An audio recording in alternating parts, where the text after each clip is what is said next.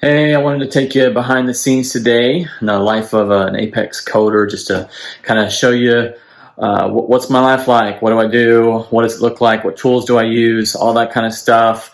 Kind of get you, show you my setup, my computer setup, and everything, and yeah, go from there. Let's go.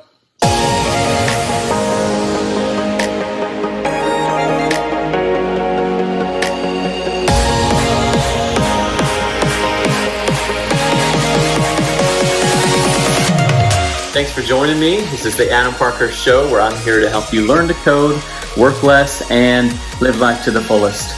So let's get started. Today I'm going to walk you through some of my code setup, my computer setup here, how I do it, what I use. So this is my office. I walk in here and I've got my desk, I've got my windows, able to look out over the yard, the property, and I come over here and I've got my computer set up. This is my command center. Start here with the MacBook Pro. This is the 15-inch MacBook Pro model. I am a Mac guy. I code on Mac. I love it. I started out as a developer with Windows, and just a few years after that switched to Mac, and I guess once you go back Mac, you never go back. It was definitely, I prefer the Mac environment for lots of different reasons, but it's great. Love it. You see I have a couple different monitors here. The monitors help me to just kind of multitask and pull up multiple things at once. You can see it here. Over here I've got my coding window. In the middle maybe I've got another window that's currently it's a software, it's a SoapUI, but basically you have different windows here. You maybe got your web browsers, and so you can do testing on that, and then you go look at the code and then go back and look at the testing and that kind of stuff, so that you can kind of go back and forth. And so that's what I use. Not much else. It's basically just this setup here. I do have, mouse and keyboard, all that kind of stuff, but that's about it. That's about all you need to kind of get started coding. For the hardware side of things, you can use a Windows, machine. That's fine. Lots of people do. I chose to go Mac, but it's up to you. Let's get into the software. Okay, for the software, I use Visual Studio Code. It's this application. It's free to download, free to use, and it connects with Salesforce. It has actually a Salesforce extension pack that helps me with my Apex coding. It helps with the tooltips. It helps with autocomplete. Makes it easier, a little bit easier to code in. It syncs up where I can pass the files back and forth to the server. So some people use Developer Console to be able to code. However, I use this. I usually code in a team environment.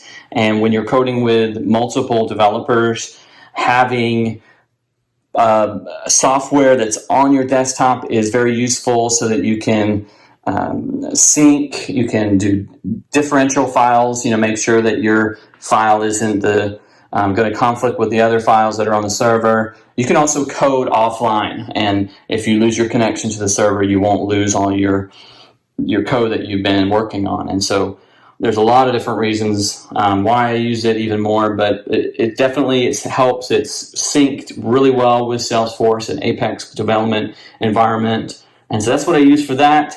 Jumping over here, this software is one of the softwares I use. It's called SoapUI. SoapUI is another free software, and it is used for integrations. And usually when I'm integrating a customer's website or system with an ERP, which is their back-end system, maybe a financial system that they're using for their business, and they need the two systems, Salesforce and their ERP, to be able to talk to each other. We connect it with a software like this, and that's SoapUI is what I use for that when I'm using Soap protocols. And if you don't know what that is, that's okay.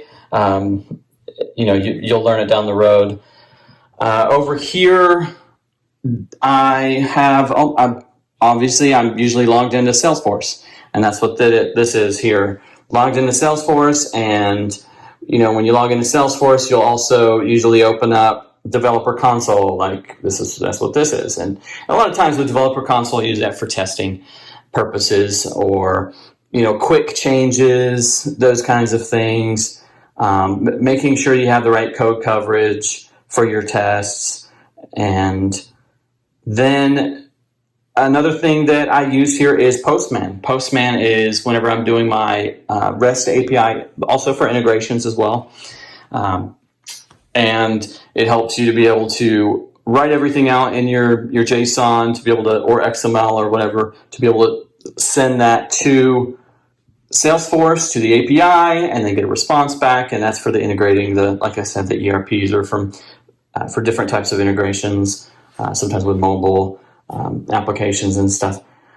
But that is about it. Just a browser. I use Chrome as my main source. Sometimes I'll switch between Chrome and Firefox, but usually Chrome.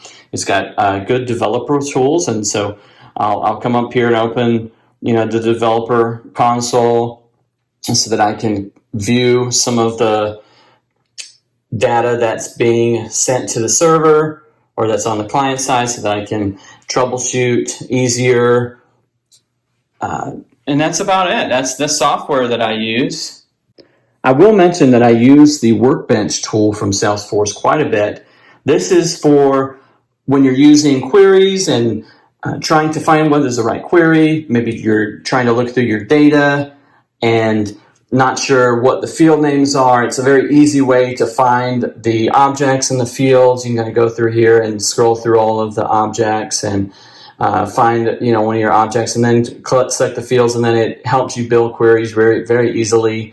It's a tool that makes your development a lot quicker, and so that's a very helpful tool that I use. I also use this tool for building the integrations with REST and executing some of the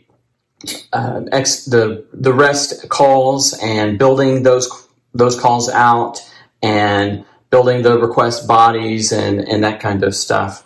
So let me jump over here to some of the research tools I use, research websites that I use. One is the Apex Developer Guide. This is a PDF version of it. They have an online version of it as well. Some documentation that kind of takes you through all of the Apex code, all the Apex classes and methods that you're going to be used, and what they're used for, when to use them, what are the limitations, all that kind of stuff. That's super helpful when you're coding, to have that kind of API documentation, that developer documentation, to be able to know what you can, what you can't do.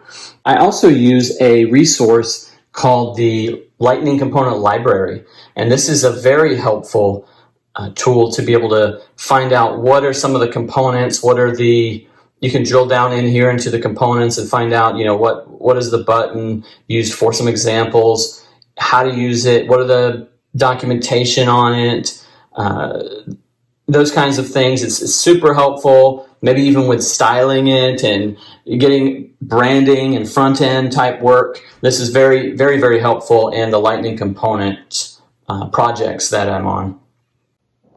With troubleshooting, there's obviously lots of websites out there.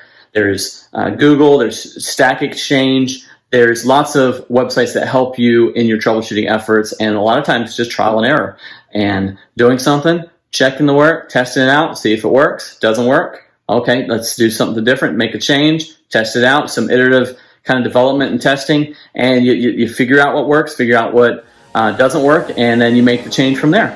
So thanks for joining me today. I want to give you a free checklist to landing that killer coding job. It's a 4-step guide that'll walk you through the process of landing that 6-figure job. And it's simple, it's easy to use. You want to keep that by you when you're planning that career move. So go ahead and download that today. The link is in the description. And don't forget to subscribe.